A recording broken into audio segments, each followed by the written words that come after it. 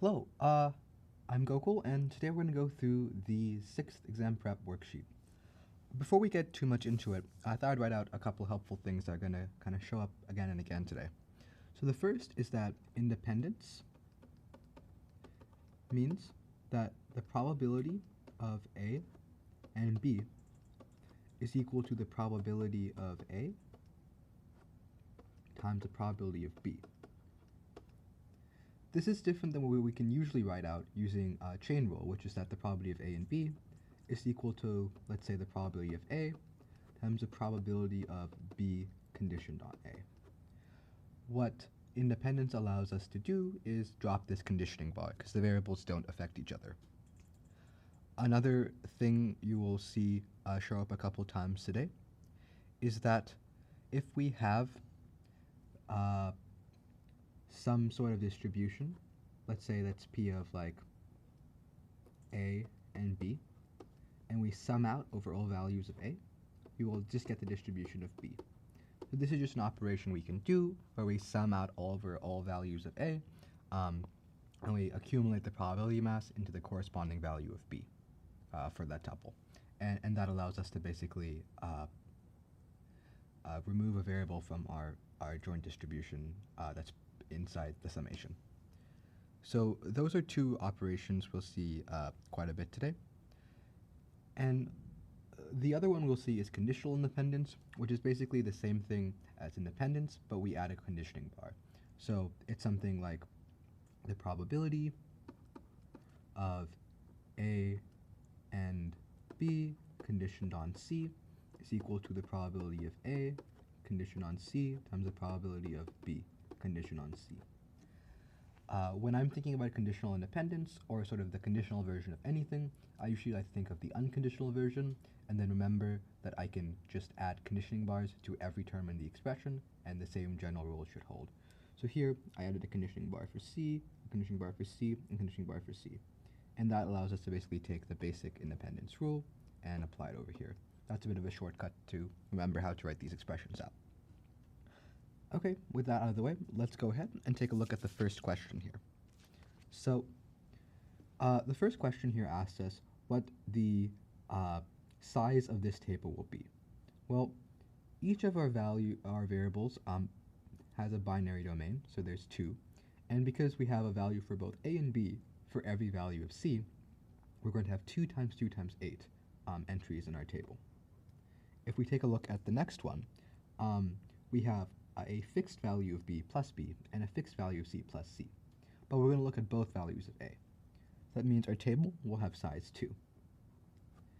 For the last one here, we have a fixed value for the thing to the left side of the conditioning bar, but we have two values for things on the right side of the conditioning bar. So this means that our table will still have size 2. So as a general principle, to figure out the size of a table, you multiply together the sizes of the domains of all things, both to the left and the right of the conditioning bar, but if one is fixed, that is just equal to 1. So let's take a look at the summation here. So how many values of C do we have? It's binary. We have 2 values. And for each value of C, we have a distribution over B and A. And the sum over this distribution, because it's a valid probability distribution, will be 1. But because we have 2 values of C, the total sum will be 2. If we take a look at this one over here, if we fix B to be plus B and C to be plus C, we only have one setting for things to the right side of the conditioning bar. This means that there's only one distribution we're summing over. And A can take on 2 values, but those 2 values must sum to 1 because it's a valid probability distribution. So this sum must be equal to 1. If we take a look at this one over here, the probability of plus A conditioned on B, we can't actually say what the sum here is going to be.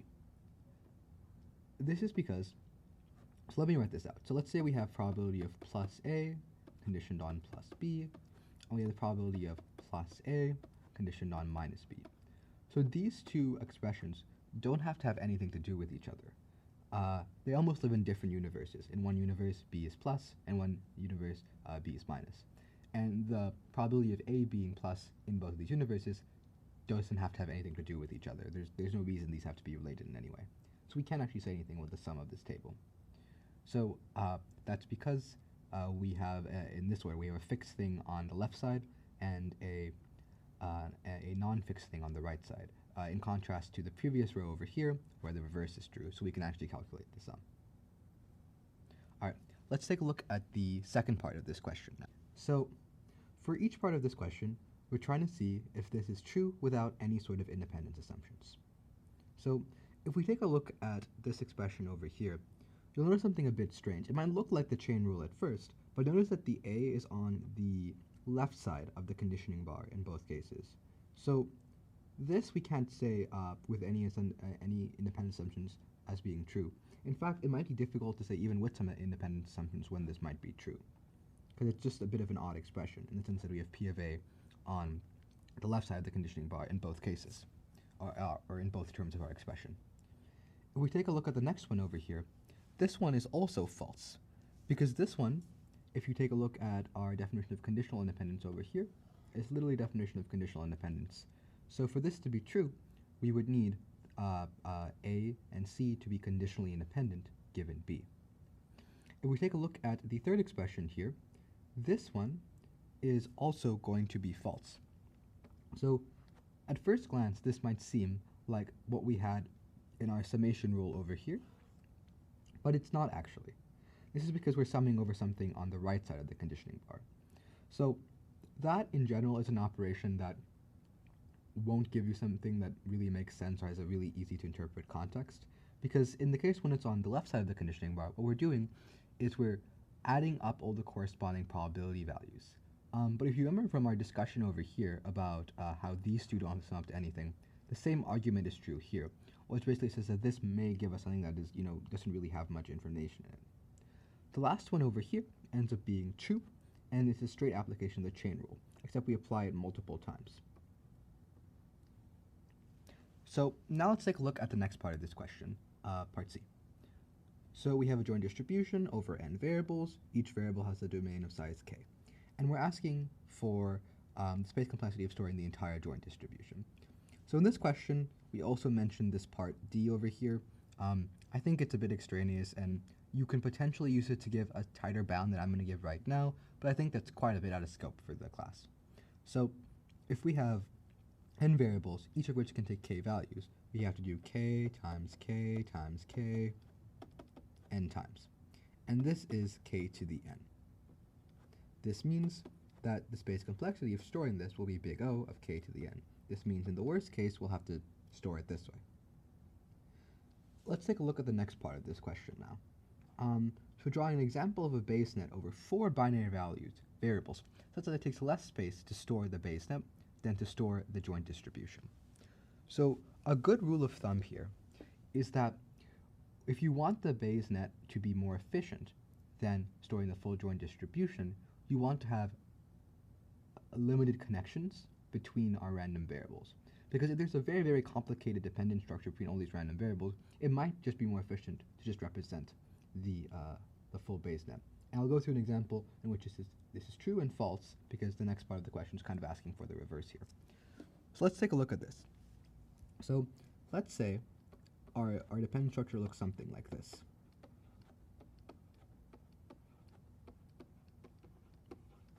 Okay, let's calculate the size of this of all the tables in our base net. So A can take on 2 values. So our table for this will be, for P of A will be 2. Our table for P of B conditioned on A will be of size 4, kind of like because of the argument we used above. Similarly, our table for P of C conditioned on B will also be of size 4, and for P of D conditioned on C.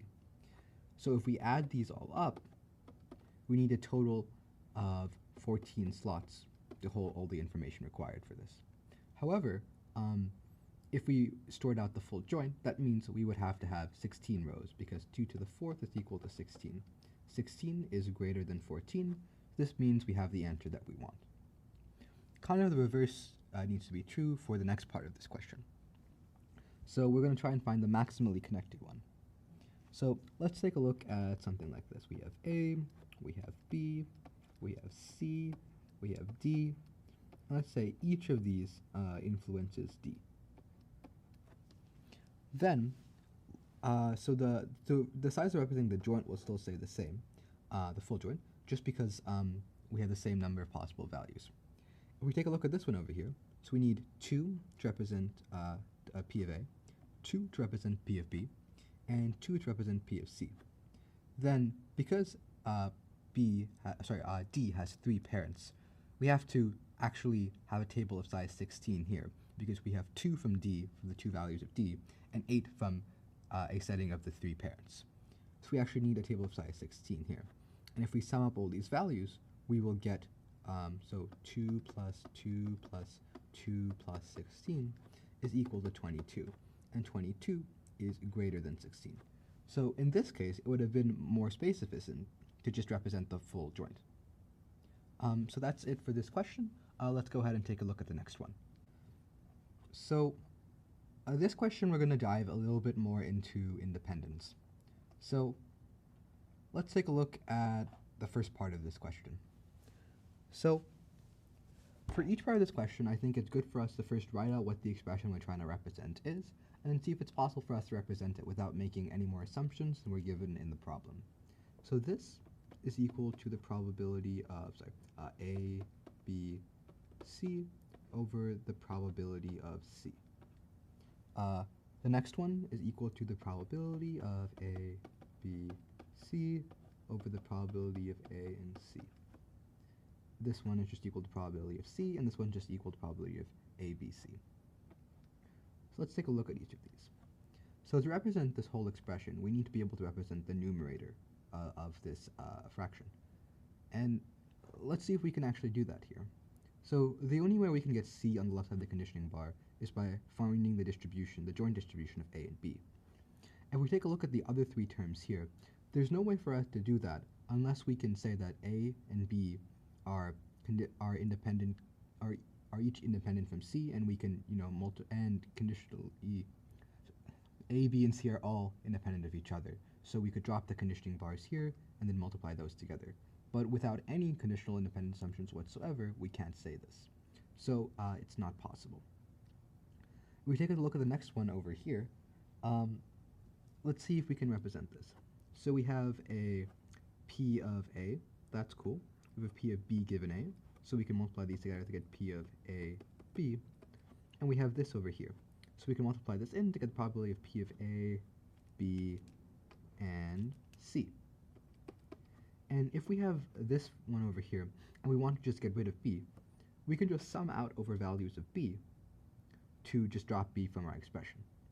So to write this out more formally, what we're going to have is the probability of A times the probability of B given A times the probability of C given A, B. And this will be the numerator of our fraction. And our denominator will be the same thing, but summed out over values of B. And this will give us the expression we're looking for. So in this case, it is possible. Let's take a look at the third part here. So if we know that A and B are independent, this means that we can use it to write out we can use it to simplify some of our expressions here. So if A and B are independent, that basically means that we can drop the conditioning bar on B here, because B has no effect on A. Then we can multiply this and this together to get the probability of A and C. And then we can sum out over values of A to kind of drop it from here. So to write out the full expression, we would sum out values of A of the expression P of A conditioned on B times the probability of C conditioned on A. And these A should be lowercase, but yeah. And if we take a look at the last one over here, so we have the conditional independent assumption that A and B are independent given C. So given that C is given here, we can drop the B from this expression over here. And C is given over here, so we can drop the A from this expression over here. And we end up having something pretty similar to the case we had for this part over here. We have something like this, and actually the equivalent term here. However, just like in that part, we actually don't have enough terms to form a distribution of P of A times the distribution of P of A and B. because we have P of B here, we don't have P of A given B, and we also don't have the opposite, in the sense that we don't have P of B and P of A given B. So that makes it pretty difficult for us to actually form this distribution. So once again, it's not possible. So I think the general strategy for doing these is to first write out the expression more explicitly and figure out what things we have to use. In this case, we had to use this term, we had to use this term. And we can say, okay, for me to use this term to actually get the joint distribution I want, I would need to also be able to represent this one over here. And if we can show that's not true, we can say, okay, this cannot be true for the entire thing then, because we can't do one step that is required to get the answer that we want. Over here, we just do some tricks involving summing and dropping conditioning bars based on independence. So that's the first part of this problem. So taking a look at part B now. So this is almost the inverse of what we just did, where what we're going to try and do is basically step through this process, this set of distributions we're going to be combining to try and get this result, and see what independent assumptions we must make so that we can get the result that we want. So the first one over here says that, okay, we can multiply together these two distributions and get this here. So the first is, you'll notice there's no B in our result over here. So we're going to need that A and B are independent for us to be able to kind of get something that makes sense. So that means we can drop this bar over here. What matters then is that we need to be able to multiply P of A and P of C together to be able to get P of A and C. And for that to be true, we need A and C to be independent. So when we talk about the minimal set of conditional independent assumptions here, what we mean is the minimum number, and to differentiate between number, like a conditional independence is less strong than a general independence. So, yeah. So that is kind of the approach we're going to take for each part of this question. So if we take a look at the next part of this, so we need the denominator of this to be equal to P of BC, which by the chain rule it already is, so we're pretty good on that part. But we need the numerator of this to be equal to P of A, B, and C. So because of the chain rule, we can combine these two to P of A and B. But if we want to combine it with this term over here, we need to be able to have something on the right side of this conditioning bar that equals to AB.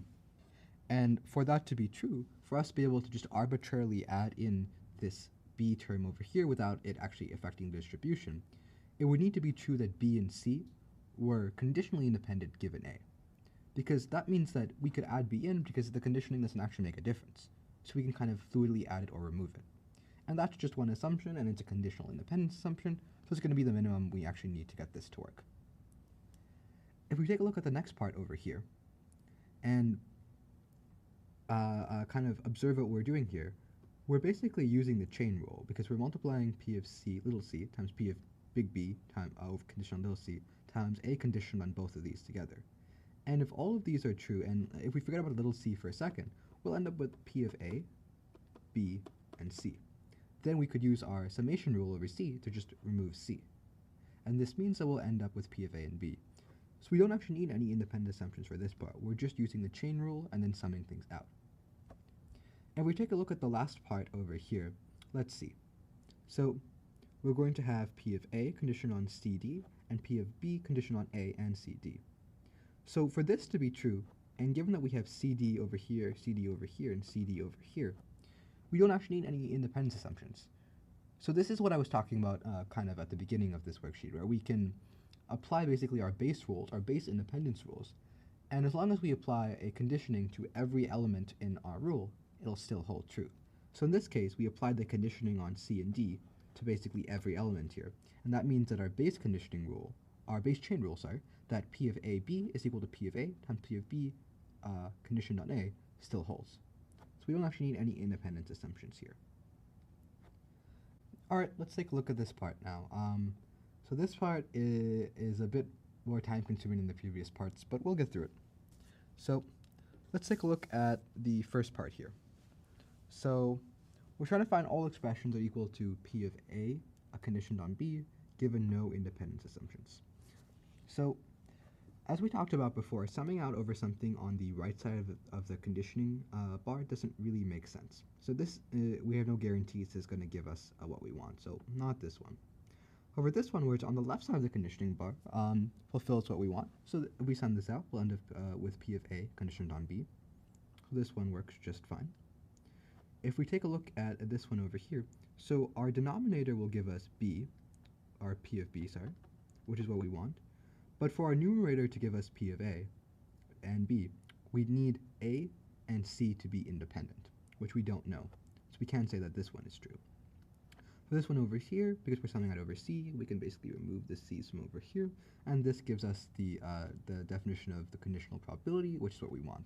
So this one also works. If we take a look at the next few ones over here, so for the first one, this one's a bit tricky, but let's write this one out. So this is equal to the P of A, B, C, over the probability of B, times the following expression, the probability of B over the probability of the probability of B and C. So we can cancel out the probability of B's here, but now we have the probability of A, and A conditioned on B and C here, sorry. And this isn't equal to the probability of A and B unless C is independent from A conditioned on B. So we can't say that without any other information. So this one also doesn't work. And for a pretty similar reason, this one over here also doesn't work. And we know it can't be none of the provided options because we already found two that work. So now let's take a look at the next one over here. All expressions are equal to P of A, B, C, given that A is independent from B. So this one over here just follows directly from the chain rule. So we can fill this one in, even without this assumption over here. This one over here also follows directly from the chain rule. So you can fill this one in without any assumptions over here. And that means it can't be none of the provided options. And then we can take a look at the other ones over here. So for this one over here, because A and B are independent, we could multiply these together to get P of A, B, multiply this in. So this one will work. And if we take a look at this one over here, we might be initially tempted to multiply these two together and get P of B, C, and then try and multiply this in, P of AC and P of BC, because A and B are independent.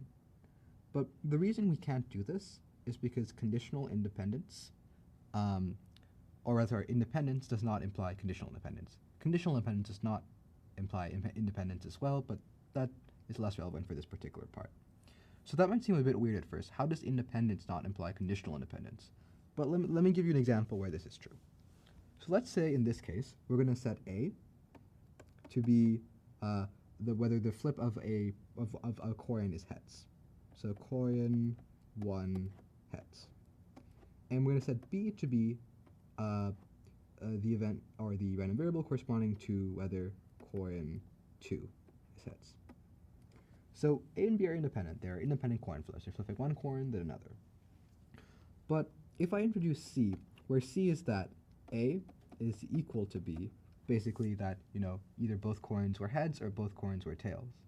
If we condition on C, A and B are no longer independent. Because if C is true, then the value of A completely determines the value of B, because they're equal. And if C is false, the value of A also completely determines the value of B, because then they're just flipped. So independence does not imply conditional independence. So we can't actually state that this one is true. And the same kind of logic applies right here. Then for this last one over here, something pretty similar also applies. So these three are the right answers for this one. Now we can take a look at the last one over here. So we want to find all expressions that are equal to P of A, comma B, condition on C, given that A and B are independent, condition on C. So this means that we could write this out as P of A, condition on C, times P of B, condition on C. And that might be able to help us a bit here. Well, actually directly can, because that's what we have right here. Cool. If we take a look at this over here, in the denominator we're going to get P of AB, and in the numerator we're going to get P of ABC. So that the b is on the wrong side of the conditioning bar there, so that's not what we want. If we take a look at this part over here, we're saying that conditioned on C, they're independent, but here we're conditioned on B. So, oh, sorry, my bad. I didn't mean to fill this one in. I meant to cross this one out, sorry. But like I was saying, B is on the wrong side of the conditioning bar here, so we can't really say anything about this over here. If we take a look at this one over here, summing out over C will give us P of AB over P of C. But we need P of ABC over P of C, so we actually don't want to sum out the C over here. So this one doesn't work as well. If we take a look at this one over here, because A and B are conditionally independent given C, we can use that fact to see that, sorry, my bad, actually for this one, because these two over here, just by direct application of the chain rule, we can just multiply these two together. And this will give us P of A, B, C, and we can divide this by P of C, and this will give us the answer. Sorry about that, there's a lot of parts here, and I'm starting to get them a little bit mixed up. But yeah, for this one, we don't actually need any independent assumptions to state this is true.